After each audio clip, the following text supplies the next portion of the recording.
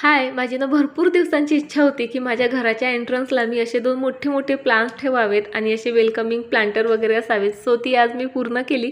पण त्याआधी बघा, आज संडे होता आणि आज भरपूर कामं होती आणि त्यातही मुलांचं आणि मुलांच्या पप्पाचं चाललेलं की आम्हाला बिट्ट्याच खायच्या आणि बिट्ट्या बनवायचा खरं तर मला कंटाळा आला होता. सो आरोहीचे पप्पा बोलले की ठीक आहे, तू बिट्ट्या बनव, मी भाजी बनवतो. अशा प्रकारे पटपट जे आहे तुझं काम आपण हलकं करू. आता कधीतरी एकदाच भाजी बनवली की माणूस मग त्यात पूर्ण जीव ओतून बनवत असतो आणि मग ती अशी बनत असते.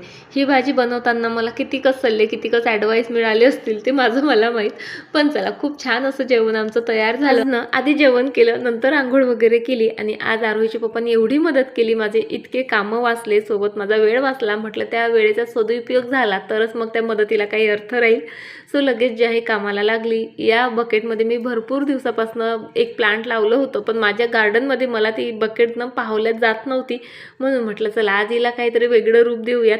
पेंटिंग करायला घेतलं आणि नेमका जो आहे माझा ब्रश तुटला आणि मग काय नवरोबाला चांगला चान्स मिळाला. क्षणाचाही विलंब नव्हता, मागणं टोमणं आला, नाचता येईना अंगण वाकडं. मग काय माझाही इगो जागा झाला आणि स्वतःला सिद्ध करण्यासाठी त्या तुटलेल्याच ब्रशच्या मदतीने पूर्ण पेंटिंग जे आहे मी कंप्लीट केलं अशा प्रकारे. सो आरोहीचे पप्पाप्रमाणे तुमचंही तेच मत आहे का, मला कमेंट करून नक्की सांगा.